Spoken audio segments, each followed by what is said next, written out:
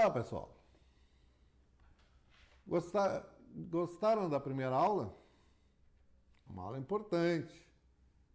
Eu apresentei para vocês o lençol digital. Muito importante. A aula de hoje talvez seja um pouco maçante, mas ela é muito importante. Eu preciso começar a estabelecer conceitos e uniformizar a nossa opinião acerca das mesmas coisas. Vamos ver se eu consigo. Quem discordar, mande e-mail, telefone. Estou aqui sempre à disposição o dia inteiro.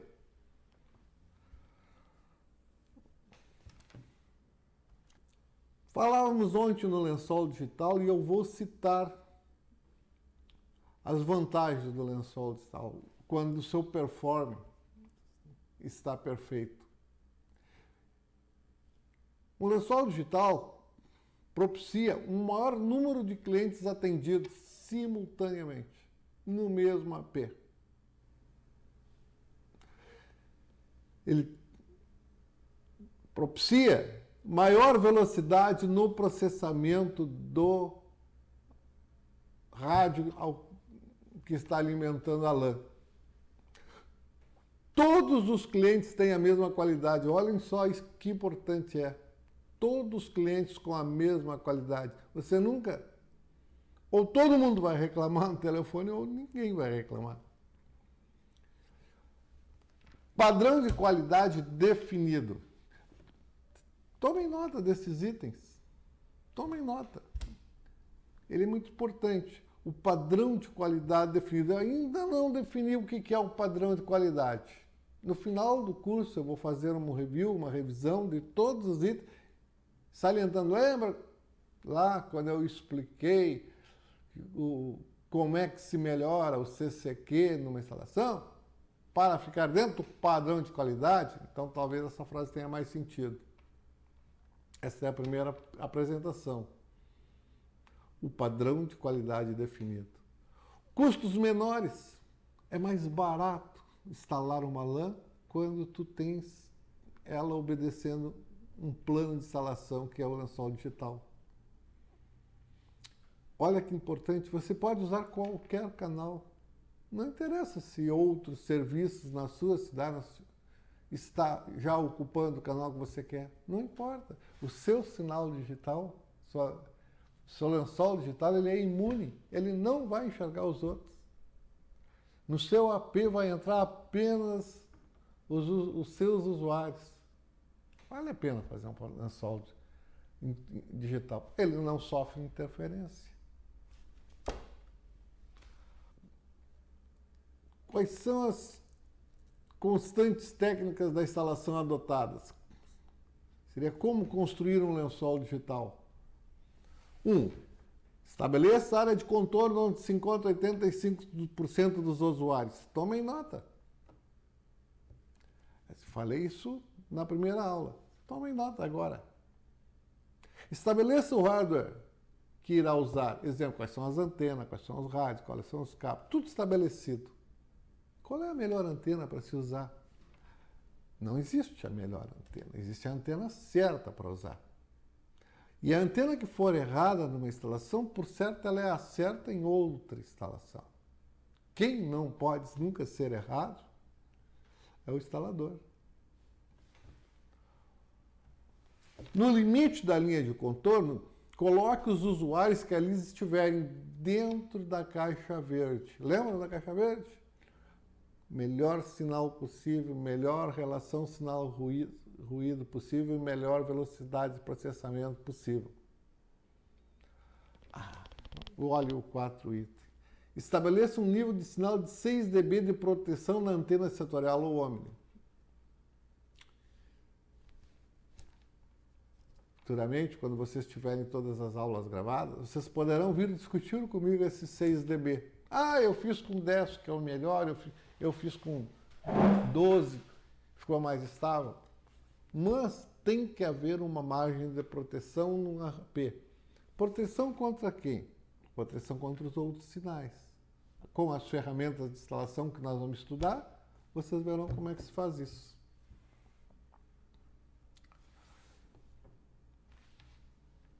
Se eu pego uma antena setorial que tem em média 12 dB, fala assim, antena de 17 dB. Pessoal, eu nunca medi uma antena setorial de 17, ou omnidirecional de 17 dB. De 12, já medi. Até de 12,5, varia. Uma antena de 11,5 a 12,5. De 17, eu nunca medi. Os fabricantes garantem que existe, vamos acreditar que existe. Se você deixa uma margem de proteção de 10 dB, dos 12 que você tinha, sobrou 2. Com 2 dB na central, você consegue irradiar? É muito pouco, não vai longe. Então, aquele sinal precisa ser regenerado. Faça a regeneração do sinal. Mas como é que você faz uma regeneração? A regeneração é difícil? Não é difícil.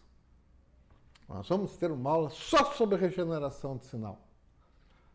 Aqui são só os itens necessários para construir o lençol digital.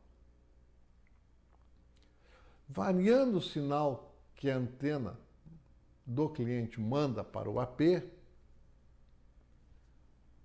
faça com que os usuários mais próximos tenham um nível de sinal igual aos usuários mais distantes. Isso é difícil. Lembre-se, não pode mexer no ganho da antena e não pode mexer na potência do rádio. Por que o rádio tem potência variável se não pode mexer na potência? O fato de um rádio ter a potência variável facilita muito encontrar um sinal, fazer um apontamento. Mas, se você olhar num osciloscópio que pegue, não precisa ser um osciloscópio de 2,4 GHz. Se você olhar no osciloscópio, o sinal, num osciloscópio de 300 MHz, você vai variando a potência e a forma de onda vai se deformando. Que droga! Uma forma de onda deformada quer dizer ruído em cima do sinal. Ruído quer dizer pacotes perdidos. Quer dizer CCQ baixo. Se você aumenta a potência, você deforma a forma de onda. Mas vamos fazer isso adiante, mais em outra aula. Eu vou variar a potência e vocês estarão olhando dentro de um osciloscópio de 300 MHz a forma da onda. Um breakzinho no curso. Pode um osciloscópio de 300 MHz enxergar uma forma de onda da frequência de 2.400 MHz? Uma vez no fórum, recebi muitas críticas por dizer isso. Mas pode. Sabe como é que se faz? Uma frequência de 2.400 ondas pode facilmente ser modulada com um sinal de 200 MHz, de 100 MHz.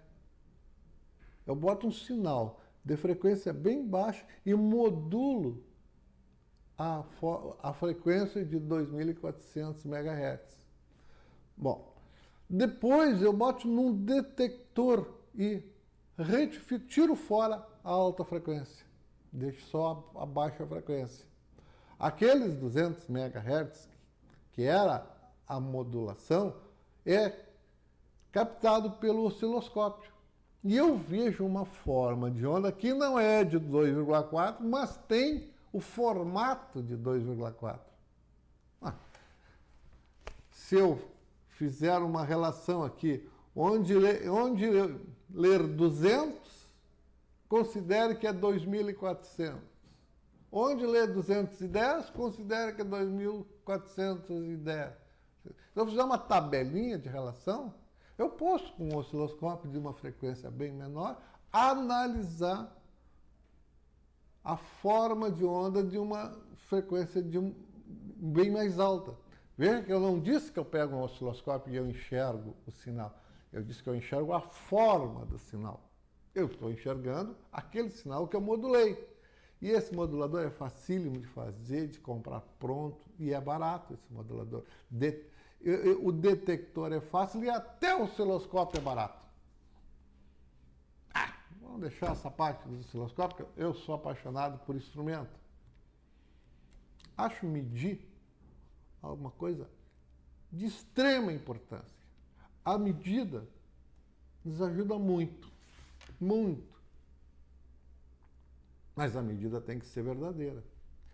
Construindo o nosso lençol digital, você utiliza o interferômetro que vai na antena. Diego, por favor, me alcança um alimentador 2.4. Aí, Diego, muito obrigado. Eu posso, nesse alimentador aqui, 2.4, esse alimentador fui eu que fabriquei na minha fábrica. Pode ser fabricante, o alimentador de outro fabricante, de qualquer fábrica. Eu posso colocar nele o interferômetro. Olha, interferômetro não é invenção minha. Não fui eu que inventei a palavra, nem o uso dele.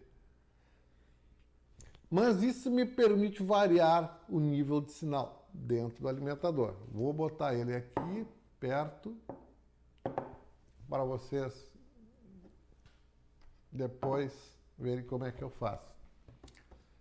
Todos os usuários estão dentro da caixa verde. Esse foi o plano. Bom, preciso fazer aqui uma análise de uma tabela. Preciso fazer uma análise de uma tabela. Essa tabela, acredito que vocês já saibam usá-la. Bem ligeirinho. Se você tem uma banda disponível de internet de 5 megabytes, você vai colocar no AP 50 clientes. Aqui tem um detalhe. Quantos clientes fazem download simultaneamente destes 50 clientes que você tem? Quantos fazem download simultaneamente? Essa é uma análise crítica. Pode ser 10%, 20%, pode ser diversos por cento. E cada provedor de internet tem a sua verdade. É o analisador, é o administrador da rede que sabe. Eu coloquei 20% aqui, poderia ter sido 10%, poderia ter sido outro número qualquer. Bom, se for 20%, 10 clientes estão fazendo download e você está entregando para cada um 500K. Volto a dizer, essa tabela vocês sabem usar. Não é difícil usar essa tabela. Você já tem essa noção. O que eu estou afirmando é que você tem que fazer uma análise crítica da tabela, não da tabela, da sua LAN. Isso é algo que precisa ser muito importante quando você for saber o padrão de qualidade. Esses 20%, você estabelecer ele como realidade para a sua instalação. Tá? Bem, uma cidade que tenha 40 mil habitantes é uma análise crítica de saber também mais ou menos quanto por cento da população é internauta, quantos por cento utiliza os serviços de internet. Se for 3%, você estará com 1.200 usuários. Se desses 1.200, os 20% da sua análise crítica estamos fazendo download, você tem 240 usuários simultâneos. Se você quer dar 500K para cada um, precisa 120 MB para garantir. Bom, o que é importante aqui? O importante aqui é, quando você falar na análise crítica, eu vou usar a análise crítica teórica minha. Mas você, ao aplicar no seu provedor esse raciocínio, vai usar a análise crítica sua, não a minha. Compreendendo? Vamos pro... Feito isso, eu preciso conversar com vocês sobre mais uma constante importante, que é o fading da instalação. Olhem só, eu defini bem, defini o lençol digital, defini o que é análise crítica, agora eu vou explicar o fading. Fading, que quer dizer cansaço, é um número que representa o quanto variou um sinal no enlace de comunicação, de micro-ondas, ao longo de um ano. Ou seja, qual foi o pior momento e qual foi o melhor momento. O melhor momento diminuído pelo pior momento deverá dar, no máximo, no mínimo 20 dB. Ou seja, eu tenho que ter 20 dB de margem de fading. Olhem nessa tabela aqui. Margem de fading é a diferença entre o sinal recebido e a sensibilidade do rádio. Opa! Qual é a sensibilidade do rádio? Está escrito no manual do fabricante. E o sinal recebido? É aquele que eu meço. Entre o sinal que eu recebi, olhe para mim. Entre o sinal que eu estou medindo na minha instalação e o sinal que o fabricante diz que o seu rádio funciona bem ainda, com aquele sinal, tem que haver 20 dB de diferença. Olha, 20 dB é o estudo que a Embratel, a antiga Embratel, fez no Brasil, de São Paulo para baixo. De São Paulo para cima, por razões de ruído, naquela zona da bacia amazônica, é 30 dB. 30 dB tem que haver entre a sensibilidade do rádio e o sinal que está medindo. Se não houver essa diferença de 30 dB, em algum momento do ano a comunicação ficará ruim. O sinal vai ficar mais fraco que a sensibilidade do rádio e vai desarmar. Então, você não pode fazer uma instalação em que não haja essa reserva. Vamos usar a planilha do cálculo de fading. A meia grandona aqui.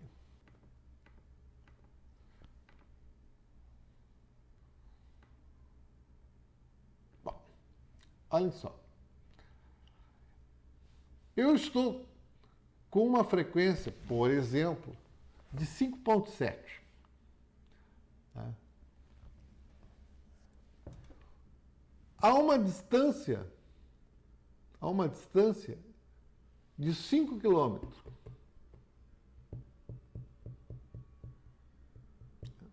Um sinal de menos 42 nessas condições. Quais condições? As condições são as seguintes. A potência do rádio na base ou no POP é 18 dBm. A potência do cliente também é 18 dBm. Eu estou com uma antena que está dando um ganho de 24 dBi. A antena do cliente, do outro lado, também é 24.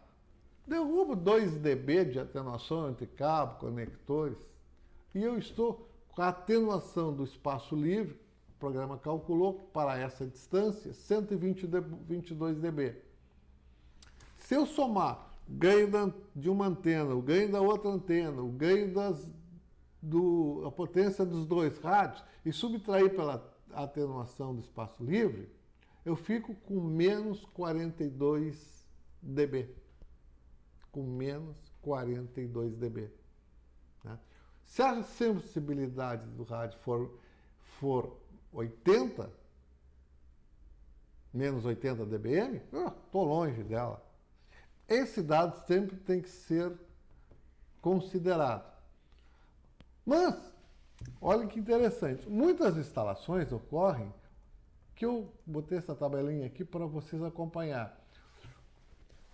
O técnico foi lá, fez uma instalação de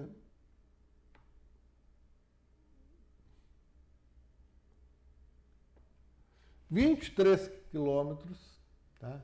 Botou as antenas com ganho de 24 dB, usou a frequência 5.3, a outra antena ele ficou 29, na outra 29 dBi e ficou com um sinal de menos 76. Opa! Esse outro aqui fez uma distância de 5 quilômetros, botou uma antena um ganho de 18 dB, o mesmo que o meu programa. Botou uma frequência de 5.700 MHz, 5.7, a mesma que eu havia usado no programa. Do outro lado, botou uma antena de 24 dB, a mesma que eu havia feito. E a segunda antena com 24 dBi de ganho também, a mesma do programa. O sinal que ele achou foi menos 66. Opa, mas o programa diz que deveria achar menos 42. É muito comum, ao usar essa tabela, perceber-se que aquilo que calculou não é aquilo que mediu. Por quê? Vocês acham que essa tabela de cálculo está errada? Não está errado. Mas como é que o que eu calculei não dá aquilo que eu medi? Por quê, né? Porque o sistema instalado não ficou com a eficiência com que a tabela foi projetada. A tabela considerou que você fosse fazer uma instalação perfeita. E se você não fez uma instalação perfeita? Se você trabalha com uma eficiência menor que a eficiência que a tabela considerou, poxa, não vai bater nunca. Olhem só, o rádio tem vamos dizer que se ele tem uma sensibilidade de menos 28 dB, menos 70 dBm, desculpe, eu estou com uma reserva de 28. Uma boa reserva. Se eu tivesse posto, por exemplo, se essa distância aqui fosse 10 quilômetros, está aí ainda com uma reserva de 22 dB, estaria boa ainda. Se eu tivesse com uma distância de 15 quilômetros, opa, caiu abaixo, caiu para 18. Tá bom ou tá ruim 18? O limiar é 20 dB de margem de phase, de reserva. Eu estou a 15 km, estou com essas características, mas pelo meu programa eu fiquei com uma reserva de só 18. Mudo? A distância eu não posso mudar, mas eu posso mudar, por exemplo, a potência do rádio. Em vez de eu botar 18, eu posso botar 22 de um lado. Opa, já mudou. Viram? Melhorou. Mas se eu não quero botar 22, se eu não quero mexer na potência no rádio, e eu quero mexer no ganho da antena, em vez de botar uma de 24, eu boto uma de 26. Resolvi botando uma de 26 na antena. Sempre é melhor aumentar o ganho do que aumentar a potência. O ganho acontece em cima do sinal puro. A potência acontece em cima de tudo. Você aumenta ruído junto com o ruído do rádio, você aumenta junto. Então, vejam que eu fiz. Mas numa instalação, você trocaria uma antena para manter a margem, a reserva, a margem de phase acima de um número teórico? Padrão de qualidade. padrão de qualidade. Se você estabeleceu que nas suas lãs nenhuma antena está abaixo de 20, você tem que trocar. Manter um padrão de qualidade é isso. Olhem a primeira constante que eu estou considerando, o padrão de qualidade. Tem que manter o padrão de qualidade. É 20? Deixa todo mundo com 20. Troca aquelas duas antenas lá. Ou então faça um padrão de qualidade mais frouxo, não tão severo. Tudo depende do tamanho do bolso. Faça um padrão de qualidade de 18, ou faça um padrão de qualidade onde você aceita 18 a 22 dB de margem de fade. Esse é o padrão de qualidade. De 18, se for 18 tá bom, se for 19 tá bom, se for 20 tá bom. Esse é o seu padrão de qualidade. O que você não pode é não ter um padrão de qualidade. Você tem que ter um padrão de qualidade. Mas como fazer para que o sinal que eu meço fique igual ao sinal que eu calculei? Dá para fazer. Aqui, ó, eu estou trabalhando com uma eficiência de 80%. Se eu baixar para 60%, olha a eficiência do enlace como caiu para 55%. Voltar para 80%.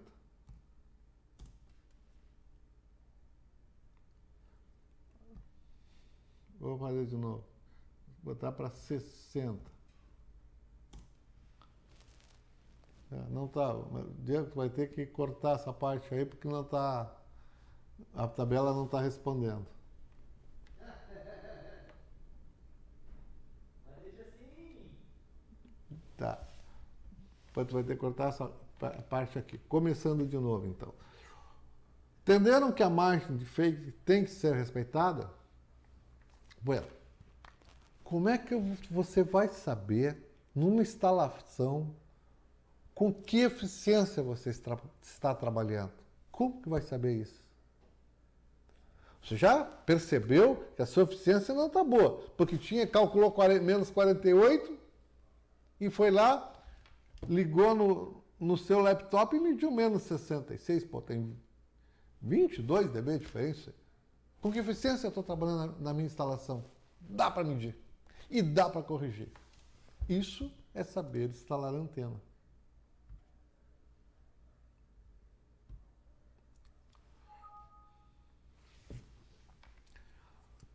Olhem só, as tabelas de cálculo, como essa que eu mostrei aqui, e tantas outras tabelas de cálculo, são feitas considerando um enlace ponto a ponto. Aliás, não existe enlace que não seja ponto a ponto, né? Você sabe. O multiponto é uma terminologia, não uma realidade. Por quê? O AP se conecta com esse, todos os outros estão desligados. Se conecta com esse, todos os outros estão desligados. Se conecta com esse, todos os outros estão desligados. Mesmo que ele roteando faça isso muito ligeiro, ele está sempre se conectando ponto a ponto. Todas as antenas são instaladas sem ondas estacionárias. Depois nós vamos ver o que é onda estacionária. Gente, não é essa a realidade das instalações. Bom, mas a tabela considerou que foram feitas corretamente. Os lobos de radiação das antenas são estreitos, são bem fininhas. Não é verdade? Não, nem toda instalação é assim.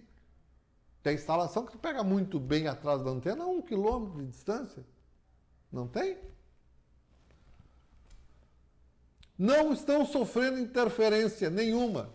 A tabela teórica faz uma medida, um cálculo, considerando que a antena está sozinha, não tem ninguém incomodando.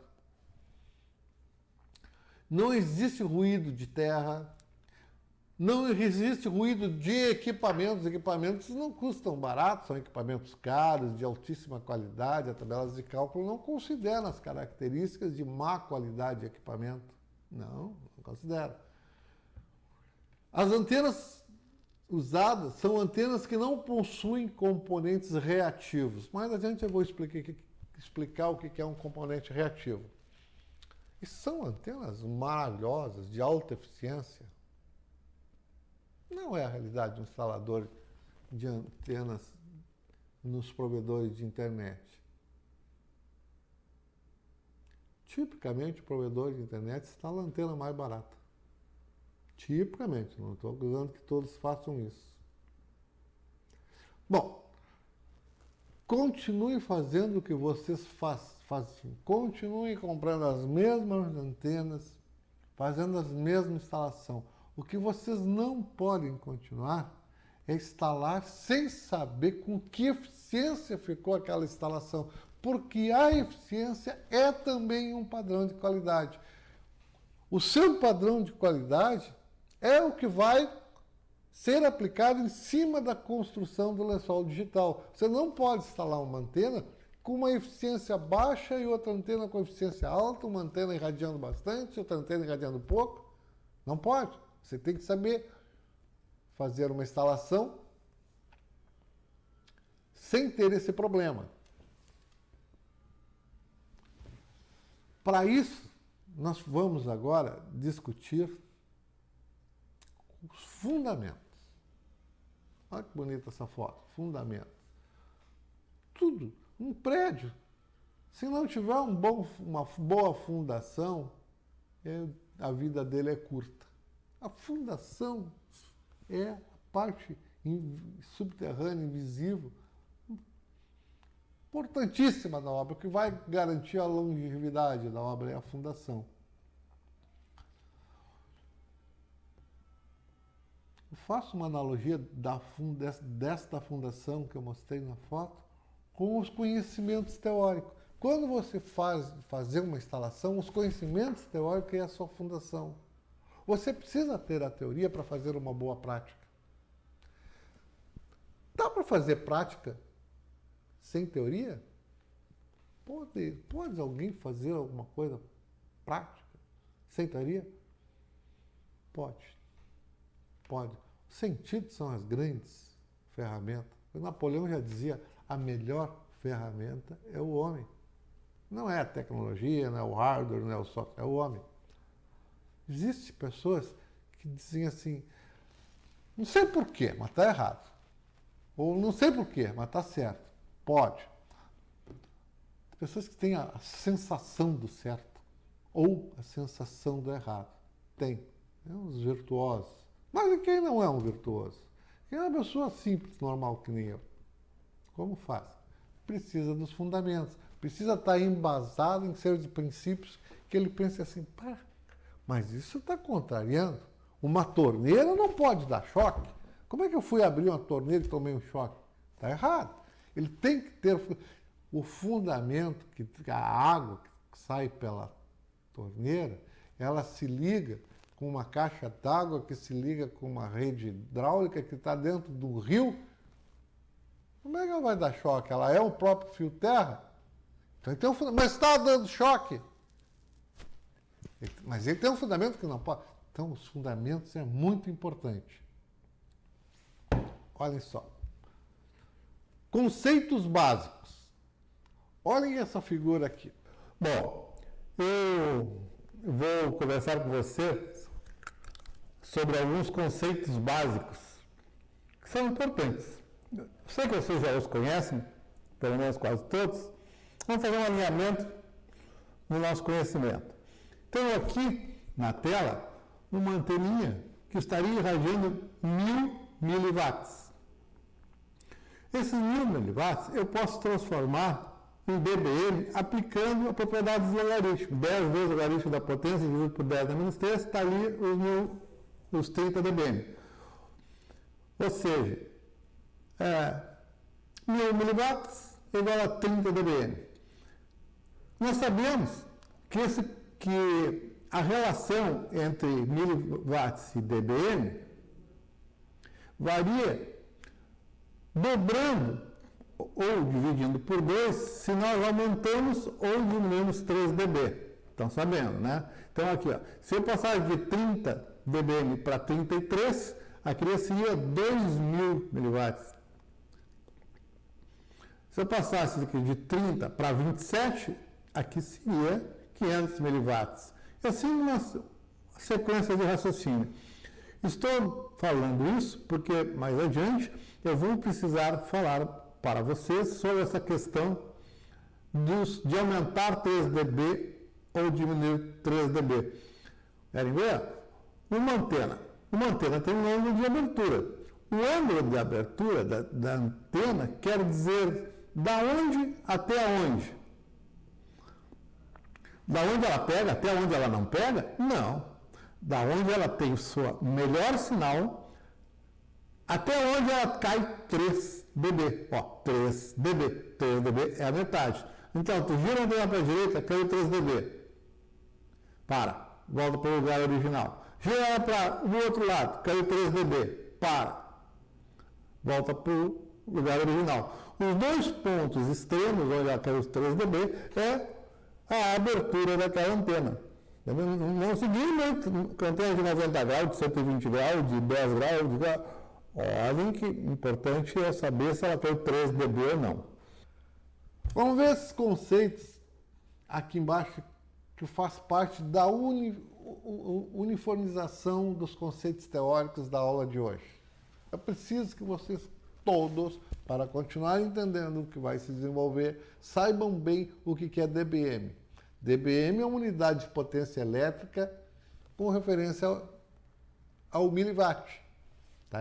É uma unidade de potência. Quando eu estou falando de DBM, estou falando em potência. Potências pequenininhas, milipotência, potências bem pequenininhas. Mas se eu estou falando em DBM, estou falando em potência. Certo? Atenuação. Atenuação é a diminuição do sinal expressa em dB. Sinal é a quantidade de energia eletromagnética que tem dentro de um sistema que eu estou considerando. Olha, ecocicidade é a quantidade de energia eletromagnética. O que é a onda eletromagnética? Vamos ver. Impedância. Impedância é a dificuldade que a corrente elétrica tem de passar por dentro de um lugar. Olhem aqui essa mesa. Se eu aplicar uma corrente elétrica nesse ponto aqui e ela correr até aqui, ela vai ter uma dificuldade para correr por dentro da mesa para cá. Essa dificuldade que ela tem é chamada de impedância. A impedância é a dificuldade da corrente elétrica correr por dentro da mesa, de um fio, de um cabo coaxial, de um cabo ou pelo espaço. A impedância do espaço livre no ar é 377 ohms. Ruído. Ruído é a frequência indesejada sobre a frequência fundamental. É a frequência, olha, sobre. Puxa vida, ruído está sobre a frequência. Interferência está sobre a frequência? Não está. Ela está separada no tempo ou no espaço. Jamais a interferência está em cima. Não está em cima. O ruído está exatamente em cima. Nós não tiramos ruído aqui. E para tirar ruído, os equipamentos têm que custar uma fortuna. O sinal entra no rádio, é transformado numa frequência baixa, às vezes é transformado em áudio e vídeo, e depois é tirado assim, ó, ruidinho por ruidinho, depois aquele sinal que foi limpo é modulado numa outra frequência. É equipamentos caríssimos que fazem isso. Lóbulo. Lóbulo é a direção principal de radiação de uma antena. Acredito que os conceitos vocês conhecem. O lóbulo da antena é assim, é para lá. Logo. Tem antenas direcionais que o lóbulo é omnidirecional. Mas acredito que todos que estejam assistindo o curso aqui tenham já essa noção do que é lóbulo. Uma pequena confusão existe entre o conceito de terra e plano de terra. Olhem para mim. Terra é o zero da tensão elétrica. Qualquer diferença de potencial disse em relação ao terra. O, o neutro da rede elétrica, a tensão dele deveria ser igual à tensão do planeta Terra, ou seja, deveria ser zero.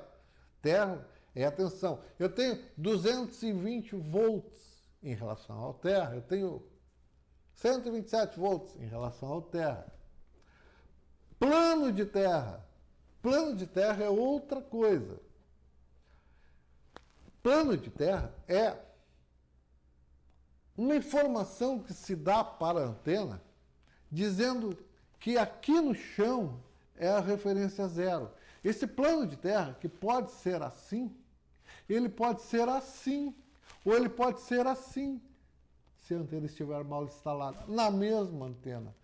A deformação do plano de terra da antena nunca é coisa do fabricante, é sempre coisa do instalador. Quem já não pegou uma antena, apontou bem direitinho para outra antena, achou o sinal, mas quando virava assim, ó, o sinal ficava melhor. Opa, tu tirava lá da frente, o sinal ficava melhor. Como? É aquela coisa. A pessoa precisa do fundamento. O fundamento dela diz que o lóbulo da antena é direto da frente da antena, sai bem direitinho da frente da antena. Como que tu deforma, tira da frente e o sinal fica melhor? O plano de terra foi modificado em função da instalação errônea da antena. A antena essa está mal instalada. E o fato do lóbulo deformar acarreta uma geração de ruído muito grande. Ruído, perda de pacote. Perda de pacote, internet lenta. Mas e se deformou só um pouquinho? Se o apontamento seria assim, está levemente assim. Você não percebe. Numa instalação, você não percebe. A impressão é que está correto. E o medidorzinho que você está usando está dizendo que está correto. No entanto, você pode estar com o lóbulo deformado, botando a antena no melhor sinal que você leu, mas não no melhor sinal que poderia ter ficado. E como é que eu vou saber se o plano de terra está certo? Da instalação. Toda antena desligada tem um plano de terra correto. Mas quando eu ligo ela, eu posso deformar o plano. Se eu deformei só um pouquinho, o meu padrão de qualidade não vai ser atendido, porque eu não posso nunca instalar uma antena deformando o plano de terra que é da antena. Isso é ruído. Ruído e perda de pacote. Velocidade de processamento. Bom, essa vocês conhecem bem, até mais do que eu. Quando eu preciso saber mais sobre velocidade de processamento, sempre telefono para algum de vocês e peço uma consultoriazinha ali. É muito importante. Esses são os conceitos que eu precisava uniformizar. Se alguém tem alguma dúvida deles, precisa entrar em contato comigo. Precisa pesquisar. Essa terminologia é importante. Eu sugiro para aqueles que gostam de se aprofundar mais no estudo que procurem impedância e deem uma lida. Eu vou explicar aqui impedância, eu vou explicar. Mas se você ler primeiro o que é impedância, vai ajudar muito. Até porque a impedância ela é uma notação complexa. Qual é a impedância do seu cabo coaxial? 50 ohms? Nunca. Qual é a impedância da antena que vocês compram? 50 ohms? Nunca. Cada fabricante tem uma impedância diferente. Se uma antena fosse com impedância de 50 ohms, ela seria uma torradeira, não seria uma antena. Porque ela precisa ter uma parte imaginária gerada por campos elétrico e magnético. Mas, gente, vai ficar bom? Pensam que não vai ficar bom? Vai ficar bom. Uma antena nunca tem impedância de 50 ohms. Certo? A aula vai terminar por aqui hoje. Obrigado por terem junto comigo ido até o fim. Espero que estejam gostando dos assuntos algumas perguntas já recebi e na próxima aula eu vou ler essas perguntas e ver se foram dúvidas só de quem perguntou ou se foram dúvidas também de quem perguntou e não, que também as teve e não perguntou. Entraremos na próxima aula neste desenho aqui. Olha que figura simpática. O transistor. Pensavam que ele estava fora do curso? Não está fora não, ele é fundamental. Vejam só. Aqui, ó, tem uma plaquinha. A, né? É 802. Essa plaquinha aqui,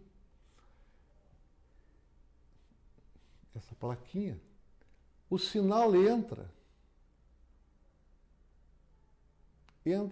nesse conectorzinho aqui. E vai para onde? Vai para onde o sinal que entrou nesse conector? Ele vem da antena e entra nesse conector. E ele vai para onde? Ele vai para esse transistor aqui. Ele vai direto para o transistor. Aqui atrás de mim tem um T mágico com esses radinhos. O sinal que vem da antena e entra numa plaquinha dessas, entra onde? Exatamente no transistor. Esse transistorzinho que está aqui no desenho. A terceira aula começa com o estudo desses transistores. E vocês vão ver que ele é safado numa instalação. Ele pode dizer assim, não vou trabalhar. Deu para ti. Não vou fazer isso. Não vou fazer aquilo. Pode até queimar. Não deixar o transistor fazer o que quer. E obrigar a fazer o transistor fazer aquilo que nós queremos é instalar a antena. Gente, até a próxima aula.